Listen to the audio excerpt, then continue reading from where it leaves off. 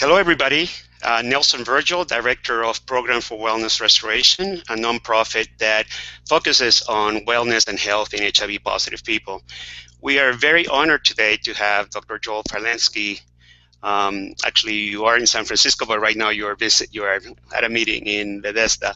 He's probably the world's most renowned expert, not only on different health issues, but mostly HPV-related cancer, and not only in HIV, but outside HIV. He's got over 250 papers published on the topic. So it is a huge honor to have him be part of this Google Hangout. And these Hangouts are happening once a month, and they're part of our educational efforts to bring the different topics to the community. And this is a very anxiety-producing topic we're discussing today, HPV-related cancers in HIV. I'm HIV positive myself, been so for 33 years or so. And I've been diagnosed myself with high-grade, what we call anal dysplasia, and we're going to talk about what that means in the past. So it's been a very high anxiety-producing problem for not only me. I have friends actually with HIV, 2 of them that have died of anal cancer-related problems. And we're going to have soon Jeff Taylor, another activist like myself, who has also dealt with the issue, and he's joining us soon. Right now he's being set up. So it's a scary topic. I think a lot of people don't want to talk about it because we tend to avoid what's what causes anxiety. We tend to get into denial very easily, even though some of us have dealt with this HIV virus for so many years. We tend to not talk about anal dysplasia or anal cancer. The doctors seem to also not being very trained on the subject, so that's another barrier. So it is very important to have Dr. Joel Parlensky basically describe all the issues around HPV. We're going to start, Dr. Parlensky. Could you give us a little bit of a very brief background on who you are? I know your bio is like 3 pages long, so yeah. Sure. Well, thank you firstly for having me, Nelson. It's a pleasure to be here, and I'm really happy to have the opportunity to talk about this very under-talked about disease. Let's see. Most important thing about me, I'm trained in infectious disease. I'm actually an infectious disease doctor. I'm not a cancer doctor. I'm actually a Canadian. I grew up in Montreal, and I trained at McGill University in Montreal. And then I went to the United States mostly to avoid winter, and trained in infectious diseases at Stanford. And after Stanford, I became a professor at the University of California at San Francisco, UCSF, where I have remained to this day. So I'm really an infectious disease trained doc, but a lot of my work has spilled over into the cancer arena because of the issues that you raised. So much of my work is in the Cancer Center at UCSF. One of the other very important things that I do is I'm the HPV Working Group Chair for the AIDS Malignancy Consortium, the AMC, which is the consortium that's very much like the ACTG, but it's run by the National Cancer Institute, and serves as the infrastructure to perform some of the studies on anal dysplasia and other HIV-related malignancies. And one of those studies will be the anchor study that we'll be talking about later. Okay, so I should hang up? Well, Jeff, I guess Jeff Taylor is... Yeah. Jeff, we can hear you now. Oops. Can you? Okay, there you go. Yes. Yep, sorry about that, guys. Didn't mean to interrupt. A little blurry, but I guess we can see you. Maybe you can get it closer to the camera. I'm sorry, Dr. Parlensky was introducing himself. We were just telling the audience how honored we are to have such an expert. And I pseudo kind of introduced you, Jeff. Can you tell the audience who you are and what your relationship is with the AIDS Malignancy Consortium and all the work that you do with HPV? Sure. So my name is Jeff Taylor. I'm a longtime HIV activist and longtime survivor, 30+ years with HIV, and I currently live in Palm Springs. And for about 15 years, I've been one of the community representatives to the AIDS Malignancy Consortium, which I'm sure Dr. Polewski described. And for much of that time, Dr. Polewski and colleagues have valiantly been trying to do HPV research and to get this study up. It's taken at least a decade, if not longer, from inception to finally getting the study open, which is the main reason as an anal cancer survivor that I joined the group. So it's really gratifying to see this research finally get done, because I'm really committed to changing the standard of care so that people living with HIV have access to anal cancer screening, which currently is not universal, and that needs to change. Yeah, so why don't we start with the basics? I think some people watching this Google Hangout may have no idea what HPV is. So I will invite Dr. Polewski to probably just give us a HPV 101 kind of discussion. Sure. So for the guys, yeah, go ahead, please. Sure. So speaking of HPV 101, at the risk of sounding a little bit self-serving, I did publish a book for the general public a number of years ago, which is still available through Amazon, called What Your Doctor May Not Tell You About HPV and Abnormal Pap Smears, if you have any lingering questions. It's pretty out of date with respect to certain items like vaccination, because they haven't let me update it.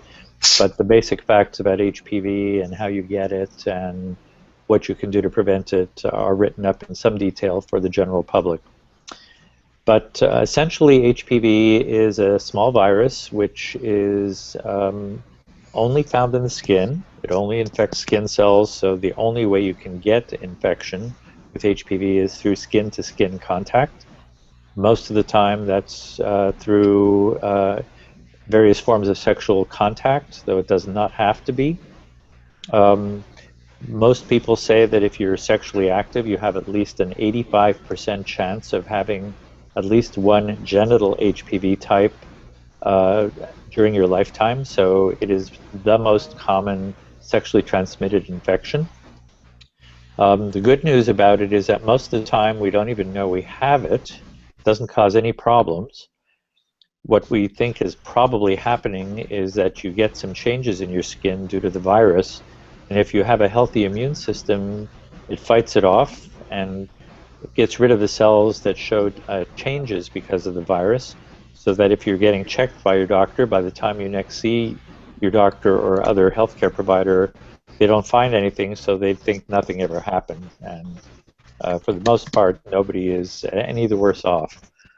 So that is the situation most of the time. That is not the situation if you're unfortunately immunocompromised. So I think what is happening here is that those 85% of people, even though they never develop a sign of disease due to the virus, probably keep small bits of the virus hanging out dormant, or latent is the word that we use. And for most people, that causes no problems at all. But if you're immunocompromised, such as with HIV, then that dormant virus could reactivate and then develop some of the skin changes that are of some concern. So what are those skin changes? One of the common things that can happen with HPV is you get warts. So you get warts on your penis, around your anus, on the inside of the anus. If you're a woman, you can get them on the vulva or inside the vagina. Warts are a major nuisance, very, very unpleasant, but they generally do not progress to cancer, so they are not usually fatal. So that's the good news. The other track that the virus can take, instead of turning into warts, is what we call high-grade squamous. Squamous is another word for skin.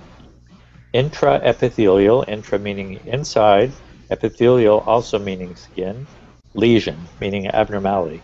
High-grade squamous intraepithelial lesion, HSIL, long word. And that big tongue twister is just basically a long word for a precancerous lesion. The reason it's important to know it is because the reports that you get from your providers are going to use some of these words, and so it's good to have some understanding of what they might mean. So other words that you might hear instead of HSIL are moderate or severe dysplasia, where dysplasia means abnormal growth. Another term that you might hear is anal intraepithelial neoplasia. Usually we say that grade 2 or 3 are the cancer-causing or the precancerous lesions. So any of those, AIN 2 or 3, moderate or severe dysplasia, or HSIL, have the possibility of turning into cancer if you leave them alone long enough. The good news there is that not everybody who gets HSIL does develop cancer.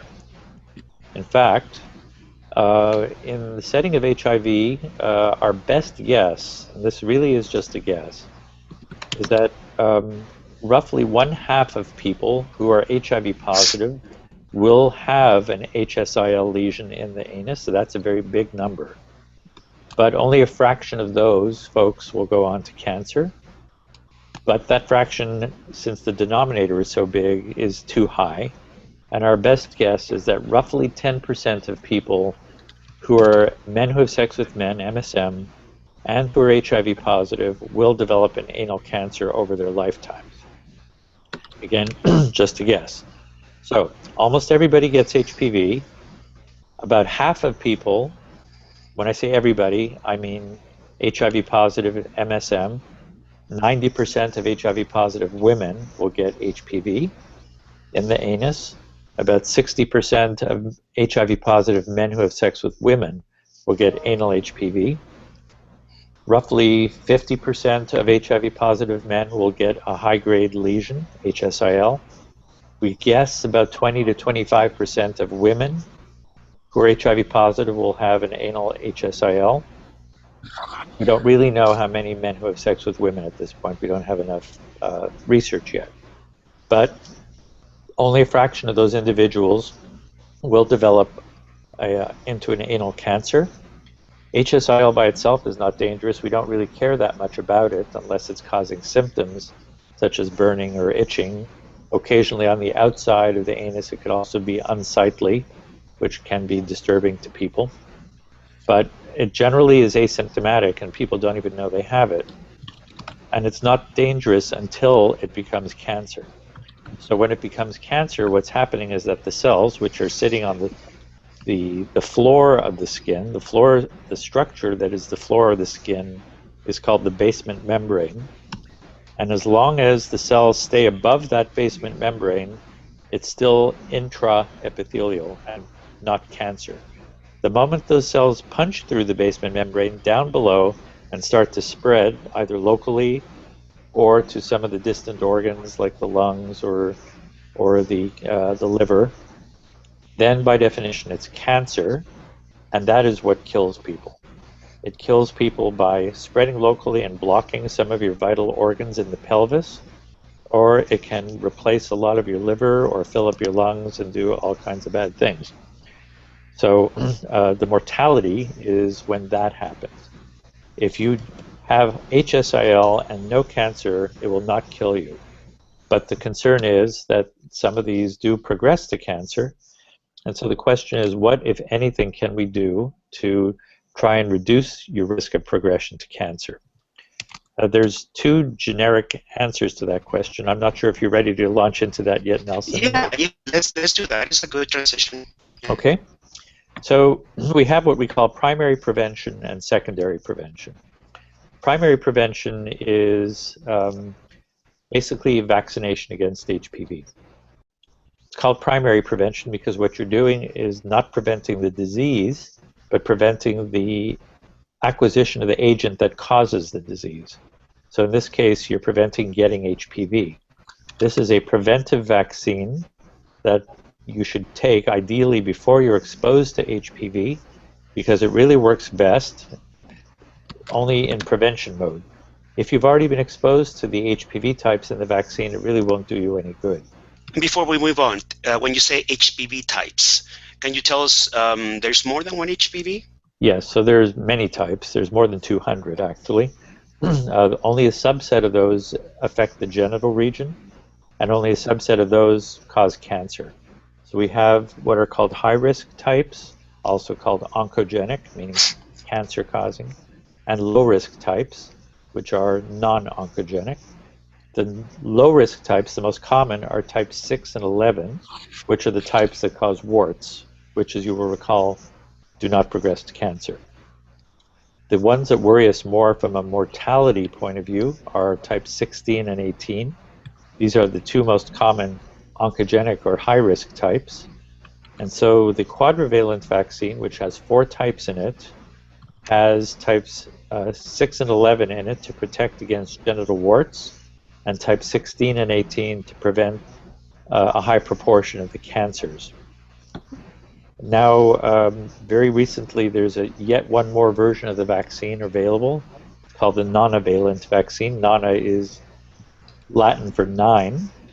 And what the manufacturer of that vaccine did was they took the 4 types that were already in the vaccine, and then they added 5 more that also cause cancer. And so the proportion of cancers that would be covered or prevented by this vaccine has gone up if you take the 9-valent or nonavalent vaccine instead of the quadrivalent. For most HIV-positive MSM, it really doesn't matter which vaccine you take, because we think that the great majority of anal cancers that occur in HIV-positive people are due to type 16. So the addition of the 5 other types probably doesn't matter all that much. Still, if you have the availability of the 9-valent vaccine, I would probably take that. If you have the 4-valent, that's perfectly fine. How do we know? How does, let's say, a 22-year-old HIV-positive gay man or straight woman or straight man, because obviously you're telling us it doesn't matter if you're gay, straight, top or bottom, right? Yep. Right, I'm hearing that. So how do we know if we have those HPV types and whether or not the vaccine, either one of those vaccines, would help us? Great question. So generally, we do not test people before to decide whether or not they should get the vaccine. There are no commercially available tests to tell you whether you've already been exposed to this or that HPV type, at least for men. There's no blood test that's commercially available. There are blood tests to see if you've had antibodies before, but they're primarily for research. They are not approved for clinical use. The only commercially available HPV test that's approved by the FDA for detection of HPV is for women in the cervix. There are no FDA-approved anal tests. So the decision to get vaccinated is primarily based on age, where the target group, the ideal time to get vaccinated, is in the 9 to 11-year-old age group, because you would ideally like to get protected before you even start having sex. The more sexual partners you've had, statistically, the likelier it is you've been exposed to one or all of the HPV types in the vaccine. So the next best thing after the 9 to 11 age group is to get vaccinated before the age of 21. And then if you're an HIV positive person or a man who has sex with men, you are also approved by the government to get vaccinated up to age 26. So the reason it's an important number isn't because there's any magic about 26. It's not like the day you turn 26 you become a bad vaccine candidate. It's just statistics, and the government and the insurance companies tend to use that number to decide who they're going to reimburse for the vaccine or not. So you might be a perfectly good vaccine candidate the day after you turn 27, but you may have to pay out of pocket if you choose to have the vaccine. That's the main thing. So in general, again, these are generalizations. The fewer the number of sexual partners you've had, the likelier you are to benefit from vaccination. I often get asked by my patients who clearly have signs of HPV disease when they come to see me, should I get vaccinated? And the answer that I give them is maybe. The primary reason being that while we don't know that it's going to help them because they may already have been exposed to some of the HPV types in the vaccine, they may not have been exposed to all the HPV types in the vaccine, so they might still benefit from protection against those. And the vaccine, we think, is pretty safe. So The major downside really is to their pocketbook and their finances, because it is not a cheap vaccine. And it requires 3, right? Boosting. Yes, so it's 0, 2, and 6 months. 3 different injections.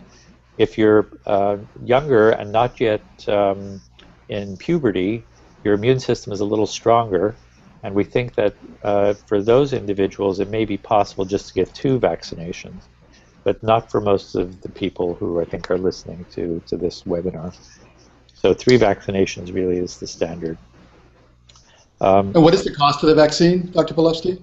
Well, that's a little hard to say because it depends very much on the setting, but generally you can expect to pay at least $100 for every injection, and probably more. Yeah. In Houston, it's $250 to $300 every injection. Yeah, so it's not a trivial decision. There's also some very early evidence, very preliminary, I would emphasize, that suggests that if you're being treated already for an existing HPV lesion, that if you get vaccinated on top of that, that it might, and I really emphasize might, reduce your risk of recurrence. Because that's another big issue, which perhaps we'll come back to, that once you get treated for HPV, when you're HIV positive, there's a pretty good chance that another lesion is going to pop up somewhere else, or that you might get a recurrence of the lesion that was just treated. So there's a possibility that if you get vaccinated, that might reduce the risk of that happening, but we really don't have good evidence yet. So all that's to say that that's what we call primary prevention. Try and avoid getting HPV in the first place. If you don't get HPV, you're not going to get HSIL, and you're not going to get cancer. It's that simple. Now, that's not simple, unfortunately. And most of us have already started having sexual activity well before the vaccine became available. And so many, many millions of people would not benefit from the vaccine just because of what they've done prior to the advent of the vaccine. So for those individuals, we have what's called secondary prevention. Here, the goal is not to prevent the acquisition of HPV.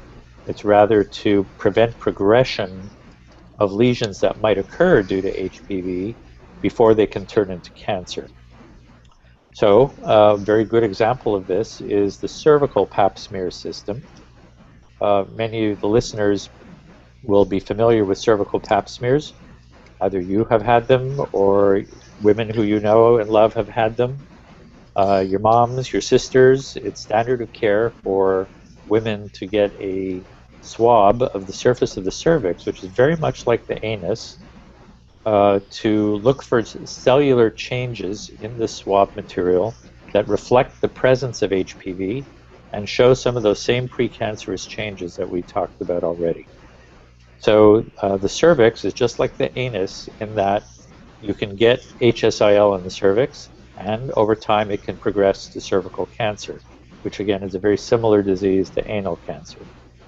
So what we know now from decades and decades of experience is that if you can screen for those cervical precancerous changes with a Pap smear, which is basically just a swab or a brush, and then if it comes back abnormal, you go looking for those lesions using a device called a colposcope or a microscope to find the source of those abnormal cells on the cervix. And you find them, and then you take a tissue sample to see how severe the abnormality is. If it has HSIL, then the next step would be to remove that HSIL lesion in the hopes of doing so before it's progressed to cancer. So all that to say that when you do that and remove those HSIL lesions, it does not completely prevent development of cervical cancer, but it very dramatically reduces it. So since we've started doing this Pap smear screening in the cervix, the incidence of cervical cancer has come down by about 80%. So it is still there, but it's one of the most successful public health measures we've ever had.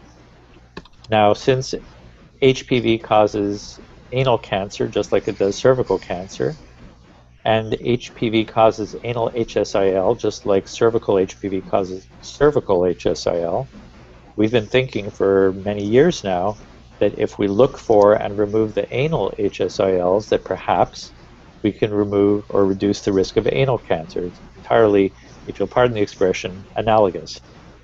So, no pun intended. No pun intended. We don't make any jokes. You know, we never have anything funny to say in this business. It's not very, yeah. Fortunately, that's not true.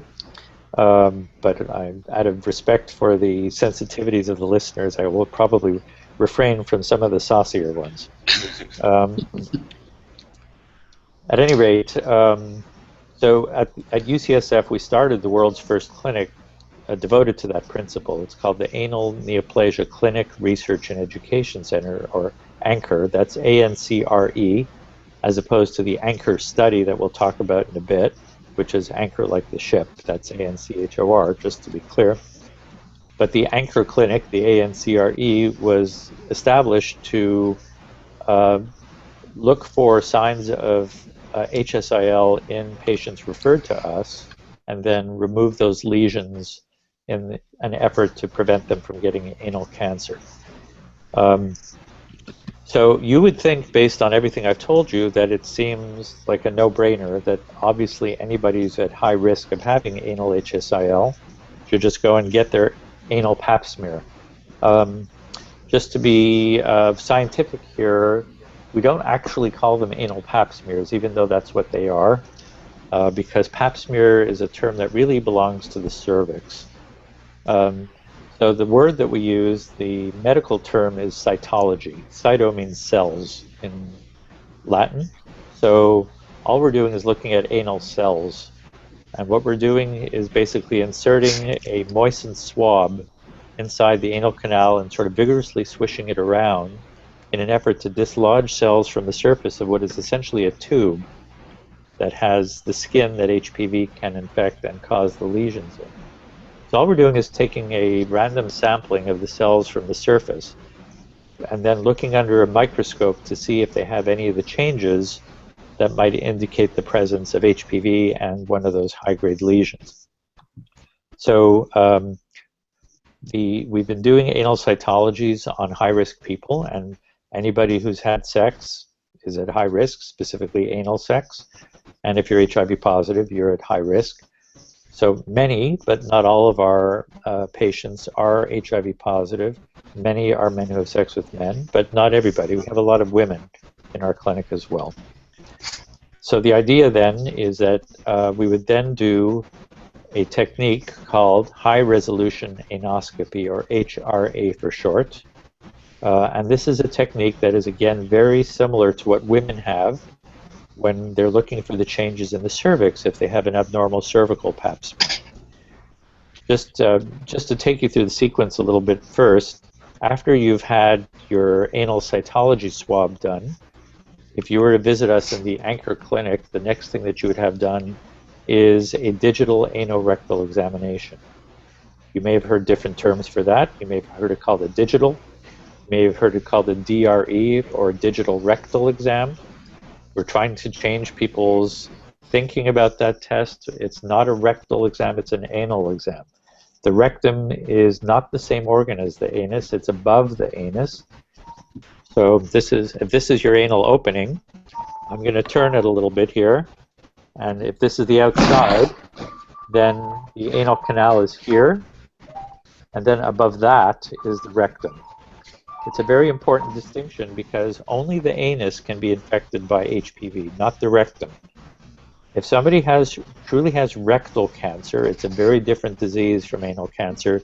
It is not associated with HPV.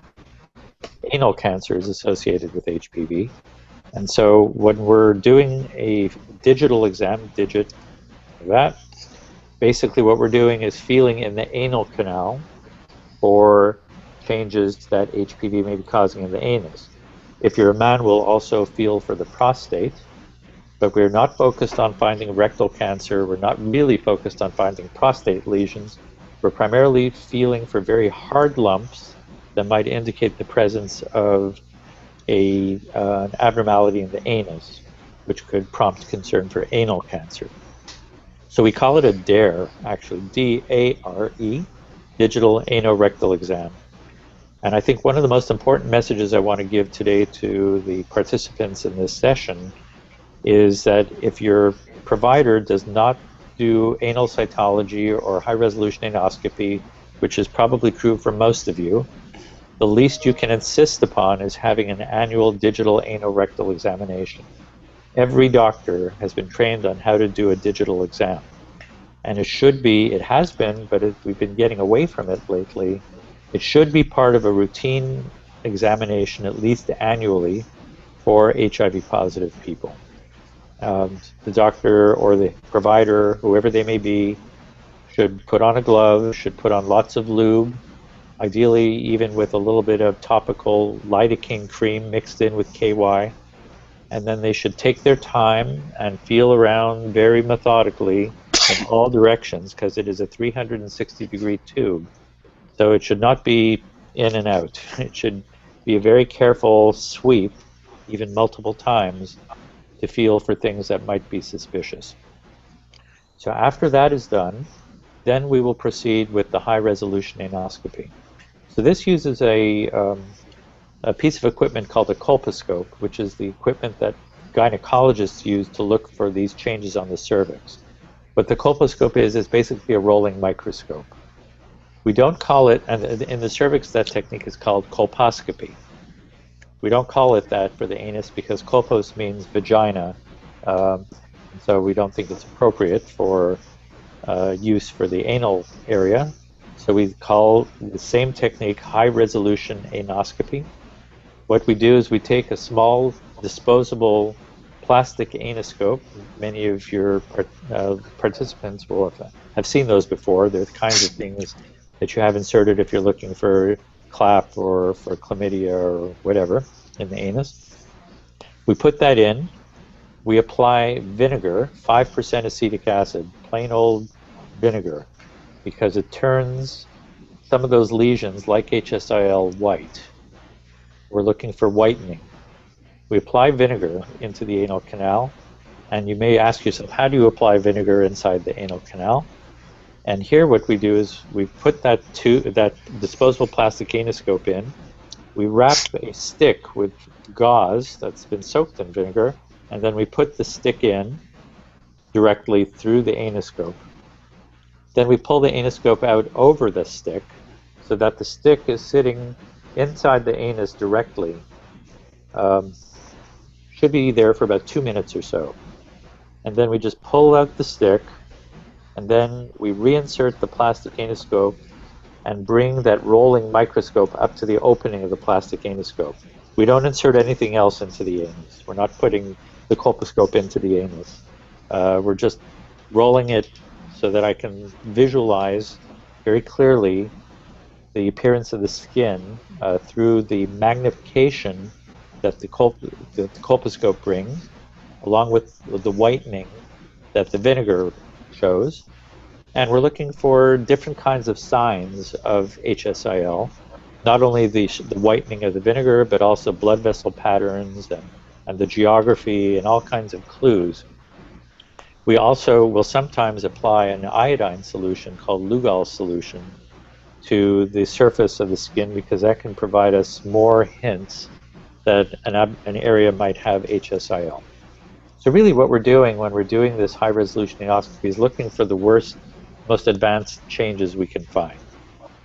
The goal is to take a tissue sample or a biopsy of that to decide whether you have HSIL, and also to make sure that you don't already have cancer. So when we take a biopsy, we're taking a very tiny specimen. We say it's about the size of a sesame seed. If it's high up enough, which is most of the time, you don't even need actually any form of anesthesia, because what most people don't realize is that that part of your anus doesn't even have sensory or touch receptors. It does have stretch receptors. That's how you know you have to poop, or that's some of the sensation you have if you're having intercourse. But you don't really have feeling like touch. So we can actually take small snippets without causing much pain or any pain. So taking an anal biopsy is quite simple. If you have, on the other hand, abnormalities close towards the outside or on the outside part itself, then you should have a small injection to numb it or freeze it prior to having a biopsy. So basically, we take the biopsy, and then we bring the patient back after we get the results, because it usually takes a few days to get the results of the biopsy. If the person has no high-grade disease, usually we can just follow them up. If they have cancer, which we hope, of course, they don't, that will prompt a certain set of actions that need to be taken to treat the cancer. If they have high-grade disease, then we will talk about ways to remove those high-grade lesions to reduce the risk of cancer. Now, one thing that is very, very important to understand is that this whole system, which I've told you is modeled after the cervical system, was predicated on the assumption that it works. We know it works in the cervix, so we assumed that it would work in the anus too, but we actually don't have any proof of that. We don't know for sure that when we treat these lesions that we're really reducing the risk of anal cancer. If you're my patient and you come to me and I find high-grade disease in you, I'm going to treat it, I'm going to remove it, and let's say 5 years from now, you don't have cancer, which of course is what we hope. The problem is, I can't say with certainty that you didn't get cancer because I treated you. It's conceivable that you might never have developed cancer even if I didn't treat you. So I can't prove to anybody, including the people who pay for this procedure, the insurance companies or the government through Medicare or Medi-Cal or Medicaid, that I'm doing something useful. So even though we think we are, we can't prove it, and so this is one of the reasons why it's not standard of care everywhere, because if you live in a small town in the middle of the Midwest and you go and ask your doctor to do this for you, first of all, he or she probably is not trained, and it takes a lot of training to get good at high-resolution endoscopy. Let me stop you right here because I think it's important. I understand your group trains doctors, and I saw a few years ago, Jeff actually posted this in one of our forums. There is a list of doctors having, or is that list, is that public information? Somebody can find out what doctors in the area are trained to do. There is a list of doctors who have agreed to have their names posted as being available. Now, it's not a list of doctors who we are signing off on and saying they're good at what they do, because we don't know everybody. These are just people who self-identify as being available to see patients. There's a couple of different places where people can go to see that list, and it probably isn't quite the same list as the two places, but one of them is our website at UCSF, and the other is the website for the International Anal Neoplasia Society. That website I can give you. It's www.IAN, so International Anal Neoplasia, IANSOC, one word, IANSOC.org. Okay. And yours for UCSF is what, the Anchor? So I would Google the Anchor Clinic, ANCRE at UCSF, and they'll give the website. I don't have it memorized, actually. Okay. I want to stop right here and give Jeff Taylor a chance before we move into the Anchor study, if that's okay with you, Doctor. Sure. Because Jeff has, I have a story of my own, but I think Jeff has a story that that will probably compel people to get more involved in their be more progressive and proactive about their HPV disease management or diagnosis. So Jeff, can you share with us in a very short time, if you can, I know it's a long story, your story about not only being HIV positive, but having issues with HPV. And Jeff, you got to unmute because you're muted. You got to unmute, yeah, up there on the top. So right now we have you muted. There you go. Okay, can you hear me now? Yeah. Great. Yeah, thanks, Nelson. About, 20 years ago, back in '96, like everybody else, I started on combination therapy. I had been really sick, down to 2 T cells, PCP, death's door, the whole 9 yards, and responded very well to therapy. My T cells rebounded. But also around this time, I started noticing some changes in my anus. It was kind of non-specific. At first, I thought it might be herpes or something because I had it in the past, but they checked it out. You froze. Yes. Oh dear. Yeah, I know. We're gonna have to. Yeah, his broadband may not be as strong as ours. So let me see. Terrible timing. He's been sitting there the whole time. While you were talking. There you go. You're gonna have to you froze, and I think you're still freezing. I think you have your broadband may not be as strong. How much are you broadband, anyways? So you're gonna have to go back to when you started having some symptoms. You said herpes, and then you froze. Okay, I see. It wasn't quite normal, and I had heard about Dr. Palevsky's work, so I asked my physician, who was very progressive, about getting what they were calling an anal Pap smear, and his response was that he could do it, he was willing to do it, but the lab wouldn't accept a so-called Pap smear from a male patient. They would not allow it to be done. So there's no way to get this test done, where I was living in San Diego at the time. Eventually, I got a raging case of condyloma or anal warts. Went in to get that removed. They did a biopsy, and it came back with what they called AIN4, or in situ squamous cell carcinoma, which is early non-invasive cancer. And I got a really disturbing diagnosis from the doctor. He said, well, we'll just wait and see. We call it Bowen's disease. This is a disease of older men in their 60s and 70s. It progresses slowly. We're just going to watch and wait. And I said, well, wait a minute. I'm in my 30s, I have HIV, I've got a severely compromised immune system. That does not, waiting. Oh, well, he was getting into it. Yeah. So we'll continue. We're going to have to continue with Dr. All right, there you go. One more chance, but it's going to be one of those speed. It'll be a cliffhanger. Yeah, low speed is low speed, I tell you. Everyone watching is going to be like, Low speed. There you go. Hopefully he won't cut off again. Otherwise, we're going to have to shorten his message. You're coming through audio-wise. You're not coming through. That's the only problem about Google Hangouts. We depend on 5 broadband companies and speeds to deliver the product. So we're not under one roof. That's a problem. So anyways, I'm going to add mine real quick. I've also been diagnosed with high-grade dysplasia and dysplasia. And I've gone through at least 5 high-resolution endoscopies myself. I regret some of them, so I'm gonna just say that out loud right now. I think I was, because it was me. Nobody made me do it. I was a little over-aggressive. With I never demanded surgery or treatment, but it was obviously offered to me every time they found some more spots. And I do think I have more scar tissue than I should have. So in my point of view, I was one of those believers that I believe that you have to be aggressive about everything in HIV. I look back and now I say, now looking at the data, and Dr. Palevsky is going to probably talk to us about remission data that we've seen on people that have not gotten their lesions treated, and they seem to naturally get better. That was news to me.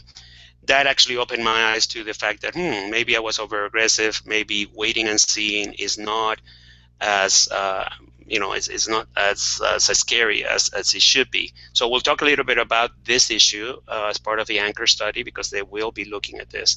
And Jeff, if we have you back online, it was a cliffhanger. We were getting into your story. Basically, you were at the point. You remember where you were, right? I hope you did. On your story before you froze. Go ahead. Sure. We'll try this one more time. So the doctor who diagnosed me with the in situ carcinoma wanted to watch and wait. I wasn't happy with that, so I asked around, found a good surgeon in LA who did the surgery again because I had more warts, cleared everything, cut it out with it to go through chemo or radiation. And ever since then, I've been monitoring really closely. And actually, I've had that surgery twice since then. Once because condyloma or warts came back. Another time because I had extensive high-grade disease. But it's never come back. And that's why I'm watching really carefully the research to see, as you were just mentioning, if we can have the same good results without going a drastic route of getting surgery. So there's a number of things that perhaps Dr. Palevsky will talk about kind of interim ways to treat the high-grade dysplasia without having to get surgery. So when so we that's move my into story, that, and that's why. Thank you so much for joining us. Actually, Jeff is, I would say, the #1 activist in the United States working on HPV and HIV. Probably one of the top also activists in HIV itself. So thank you, Jeff, and we'll talk a little bit about that. But I want to go back to Dr. Palesky and talk a little bit about this before we move into the anchor study. The data that I saw from, I think from your group, on remissions, natural remissions, what are you seeing there? Also, and part of that discussion is aggressive treatment, like in my case, I am one of those patients that aggressively went for the whole issue and probably have more scar tissue than I should. Let's talk about the remission first, and then we'll go into the second question. I don't want to ask two questions at the same time. So tell us a little bit about what you're seeing there. Okay, so the data that you're referring to, I think, were not actually ours. I think these were data that have been coming out of Australia. To be very frank with you, we've not been seeing the same thing. So in our experience, it is possible to see regression for HIV-positive people, but it is not common. Just certainly fewer than 10% of people who are HIV-positive will have a spontaneous regression to nothing. What is probably happening in most people is that they have a high-grade lesion sitting there and it just doesn't change. If you did nothing, it may not progress to cancer, but it's probably not going to regress by itself. That's our sense. We actually have some data coming out from a study that we're just finishing now, where we compared infrared coagulation, which is one of the treatment methods that we use, to doing nothing, at least over a period of a year, and we'll have a better sense of what our true regression rate is by itself. But our clinical impression, after following people now for over 20 years, is that the proportion who really completely disappear is quite small, and it's probably related in part to the amount of disease that you have to begin with. If you're one of those people who has a very tiny area of involvement, then if anybody is going to regress, it's probably you. If, on the other hand, you're that person who has a lot of disease, it might be in multiple places, it might be very large, then I would say your chances of spontaneous regression are quite small. How about CD4s? How about do they matter? They don't matter anymore in the ART era. In the pre-ART era, when the CD4 was a better marker of where you were immunologically, definitely the higher your CD4, the better your chances of, well, even then people with high CD4s then didn't show much spontaneous regression, but the risk of cancer was definitely higher in people with lower CD4s. Now that many people are on antiretroviral therapy, the prognostic use for CD4s is not as good. So it doesn't matter what T cells you have, no. You should get checked too. Okay. No, I see people who started off with very low T cells, sort of like Jeff was describing, goes on antiretroviral therapy, has a great response, undetectable viral load, big jump in T cells, maybe well over 500, and we still see raging high-grade disease in the anal canal. We do not see big-time regression of high-grade disease, even on people who are doing very well on ART. Good. Let's move now into the study itself then. Sure. Why don't we go for it? So basically, in order for this to become standard of care, we would like it to be available to more people. The people who make these decisions, I think quite rightly, said to us, show us the evidence that what you're doing works. For not only economic reasons, but for health reasons, we don't want to do things to you, and you're an example of somebody who says they have perhaps had some side effects from the treatment. I don't want to do something to you unless you're getting real benefit from it. And so the only way for me to prove that I'm helping you when I do these various treatments is to do what we call a randomized controlled trial, where basically we take a group of people with high-grade disease and we randomize them 50-50 to one half of you. Randomly, we say, we're going to treat your high-grade disease. The other half, we say, we're going to watch your high-grade disease very, very carefully. One is called the treatment arm. The other one is called the active monitoring arm. And we plan to follow people for a minimum of 5 years. And then at the end of the 5-year period, we are going to count up the number of cases of people who've developed cancer in both arms to see if we've actually had an impact.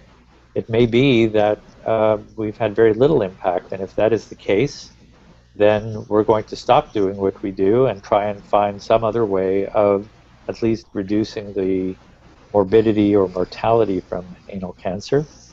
If we find that we are having an impact, what we really hope, of course, then that will, I think, compel the government and others to recommend that this becomes standard of care for all high-risk people.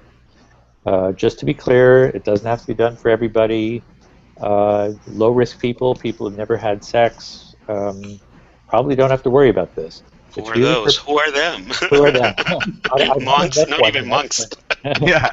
But there are people who are low risk. You know who you are. But there are people who are at high risk, and you know who you are. And those are people who are HIV positive, men who have sex with men, women who've had vulvar disease, that's high-grade or cancer, women with high-grade cervical disease or cancer, people who are immunocompromised for any reason, transplant, medication to treat arthritis, that sort of thing. So it's not an insubstantial number of people, but it's still a pretty well-defined group of people. The study, again, firstly, to get into the study, you have to meet certain criteria. You have to be 35 years or older. You could be a man or a woman. It doesn't matter how you got HIV, but you have to be HIV positive. So you could be a man who has sex with men, a man who has sex with women. You could be a woman, transgender, of course.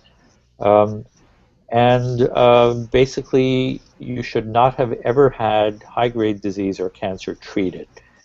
It is okay if you've been diagnosed with high-grade disease before, but if it's been treated before, then you're not eligible for the study. So basically, if you meet these basic criteria, and you understand that you have a 50-50 chance of being in either of these arms, then you would qualify potentially for being in the study. It is really, really important for people to feel comfortable being in either arm, because we don't want people to go into this arm and say, oh, I wish I was in that arm and I'm going to drop out of the study, because that would be very, very bad for the study and for addressing the scientific question. So we work very hard to explain what the pros and cons are of being in either of the arms, and we want to be real sure that people are comfortable with the study and that they're satisfied if they're in either of the arms.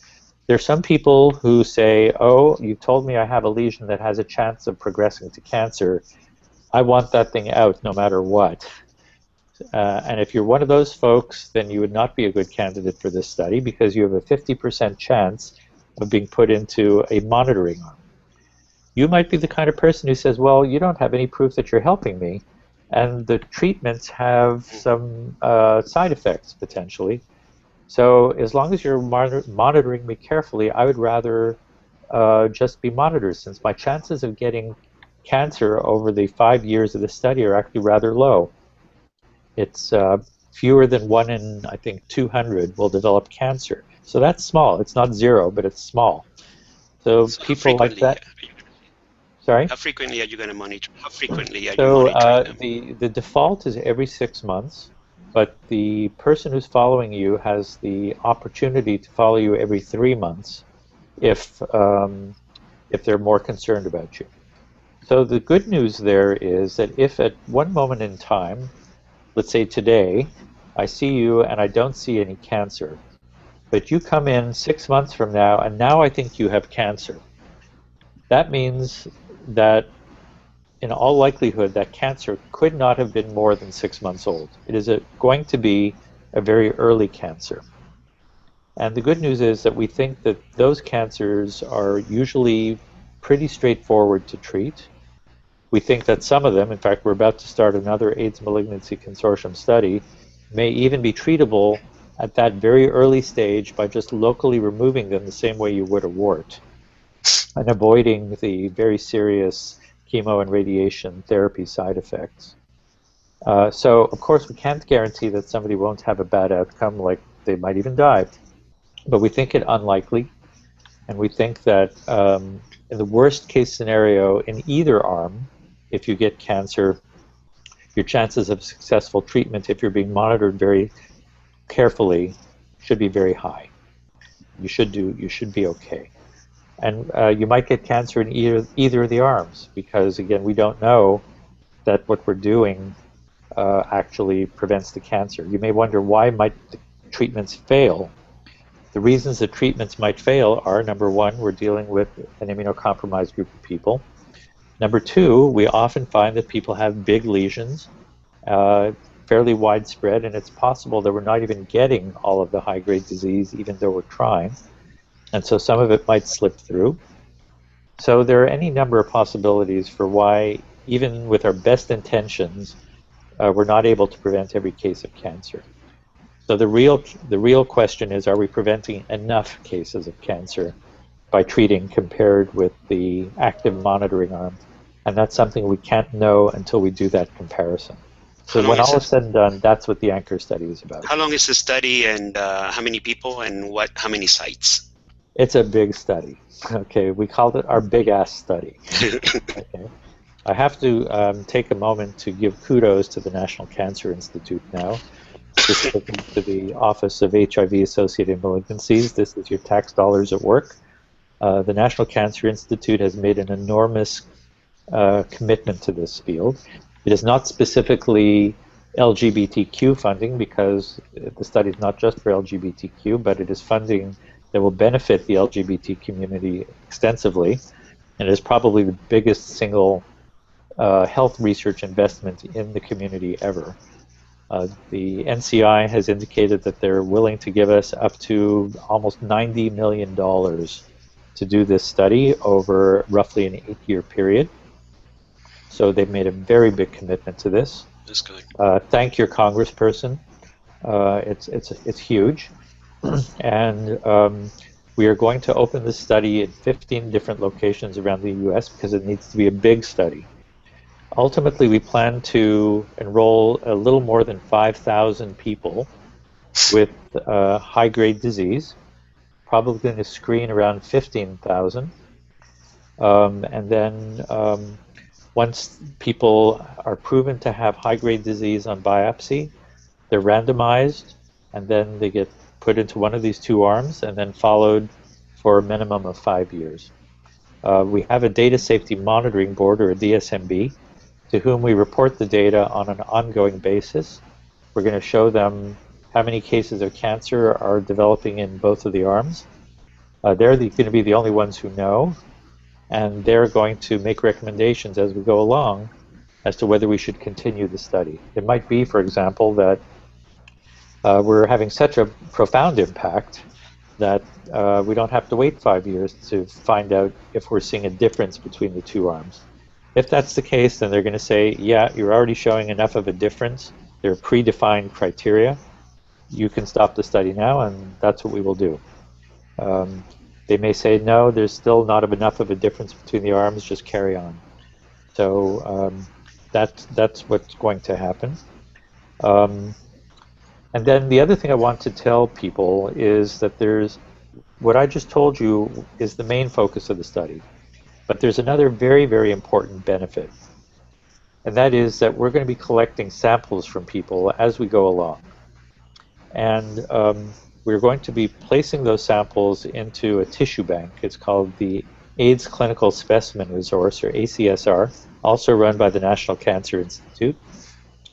And the plan is to collect these samples from everybody so that at the end of the study, or maybe even before, we're going to have a well-defined set of samples from people before and after they develop cancer, at least amongst the small subset of people who will develop cancer. There are not going to be samples like that anywhere else in the world, and there will never be again a set of samples like that. And these extremely valuable samples will allow us to hopefully develop new tests that will tell us this is a person who has got these changes in the cells that predict that they're going to develop cancer or not. Because with at least half of everybody developing a high-grade lesion, I really wish I didn't have to treat half of the whole population to prevent the cancers. I would much rather tell you, if you have a high-grade lesion, you have a high-grade lesion, but you don't have one of those changes, so I can just watch you. But you have one of those changes that we showed in the ANCHOR study were associated with progression to cancer within 6 months or whatever.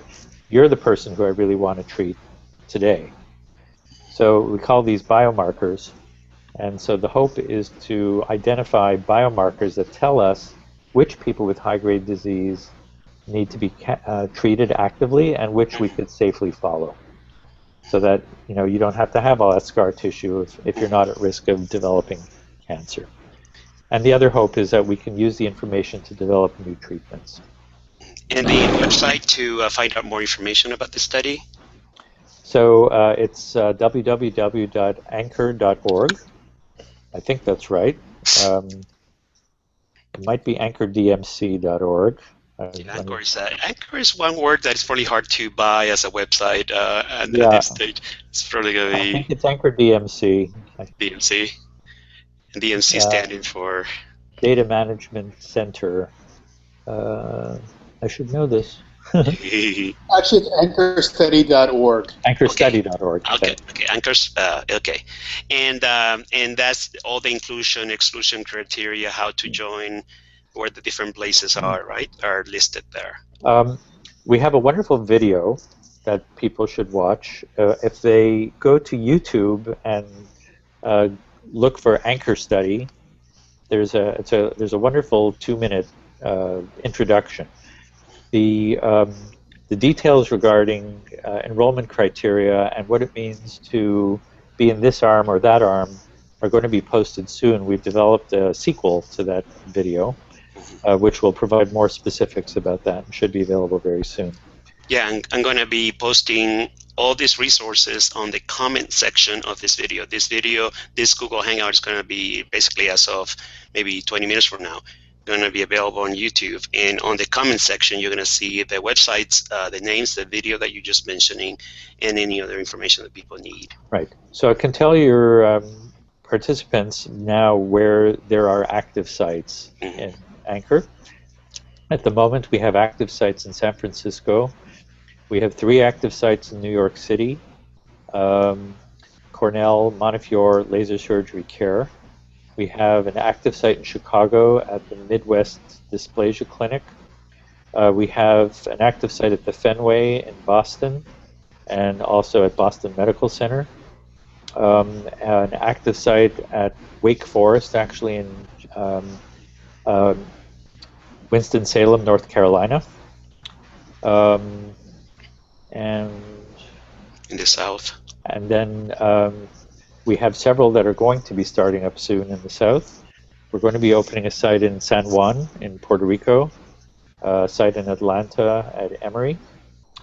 We are going to be opening a site in Denver, a site in Seattle, a site in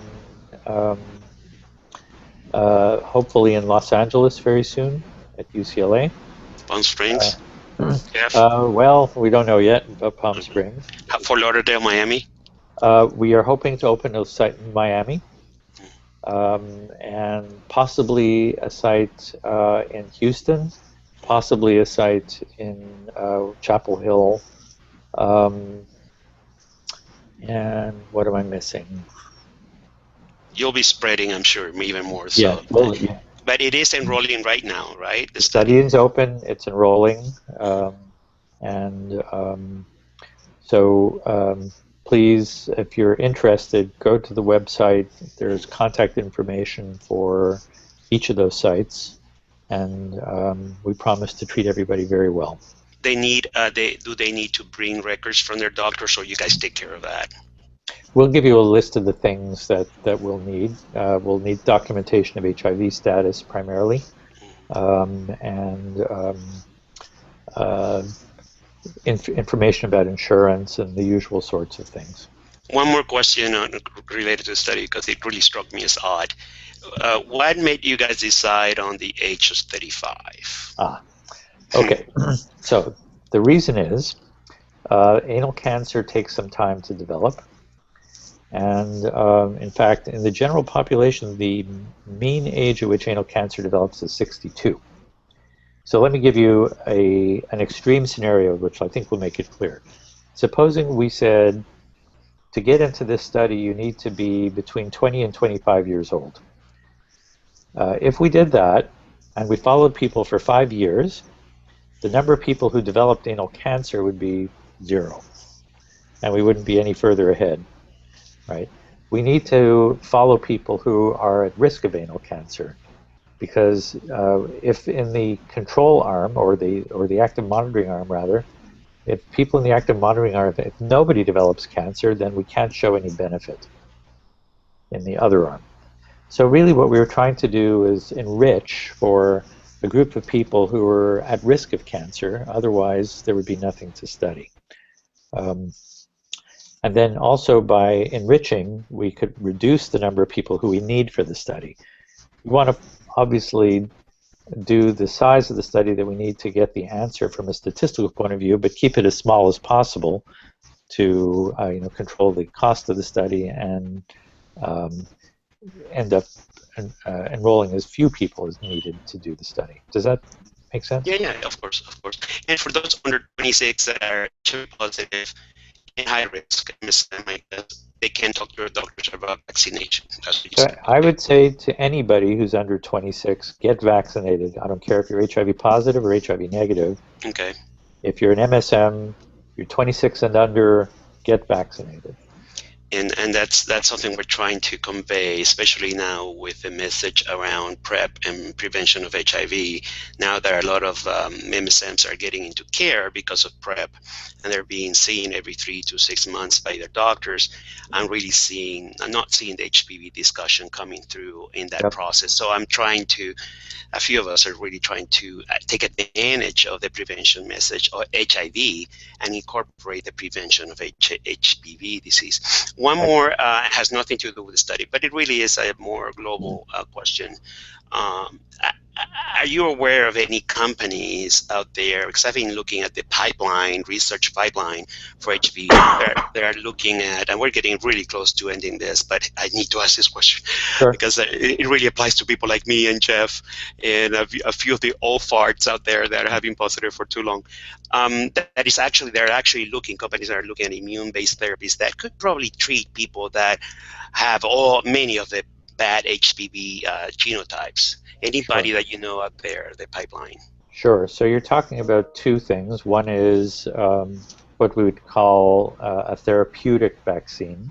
Yes. Instead of preventing, it's treating existing disease using an immune-based approach.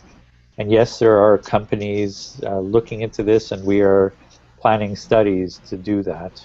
We've already done some a while ago. They weren't particularly exciting, but we think that the technology is improved, and we will be doing studies looking at whether we can inject people with these vaccines and hopefully make the lesions go away that way. And then there are some non-immune-based approaches that people are looking at using various creams and other approaches like pills to hopefully treat the virus and make some of the lesions go away. So there's nothing yet. These are very promising sounding, but we can't know really until we try them. But I think I'm modestly hopeful that we might have something. Yeah, we have things for HIV, we have things for hepatitis C, hepatitis B, and HPV is being one of those that is like, well, what's going on? So anyways, anything that, Jeff, do you want, I think you're on mute again, you want to add before we close? Because we really are going much beyond the 1 hour, we're 1 hour and 15 minutes. Anything you want to add? Sure. I mean, I think the take-home message here is anybody, gay or straight, positive or negative, needs to take care of their sexual health. That begins with a conversation with your doctor and around HPV, knowing what your options are, where you are with your insurance, with the coverage you have, and exercising those. At the very minimum, as Dr. Palevsky said, get that digital exam once a year. And if you have access to getting cytology or the swab, get it if you can get treated. And if you're in a study site, by all means, you can be a good candidate, enroll, because that's how we're going to get this answer once and for all. Yes, okay. I want to make a plea for people to at least consider the Anchor study. I think it's a great study. You'll be very well taken care of. I think it'll be a great contribution to the community, and people should feel very free to contact me directly if there are any questions. And this study takes anybody with or without insurance. There's no cost. You probably have a better chance to getting monitored and cared in this setting than we really don't have an HPV, like you say, guidelines in this country. So I'm definitely a supporter of the study. At the beginning, I was not. I thought everybody should be treated when you diagnose, but obviously I have evolved on that issue due to my own experience of being overly aggressive on the situation. So I really appreciate your joining us. I think, as I said, I've been a big fan of your work. I've read almost everything you posted and you print and you publish. And Jeff, thank you so much also. You do great work for the community. Jeff is one of those unsung heroes. He goes to every meeting. I don't even know how he does it. I used to be that way. I lost steam along the way, but Jeff is still going on strong. We will be posting a transcript of this talk on the comment section of the YouTube video, also on powerusa.org, which is the website for my nonprofit called Program for Wellness Restoration. And we will be doing another Google Hangout in a month or so and looking at different topics. One of them is concerning people that want to go back to work after being on disability for many years, since now we're living so much longer and people are actually looking at older age and financial issues around that. So thank you so much, Dr. Palevsky, Jeff Taylor, Scott. Thank you. I know you've been quiet here, but Scott is my tech guy. He has a big fan club in the MSN community. But thank you so much, and stay tuned for the next Google Hangout for Power.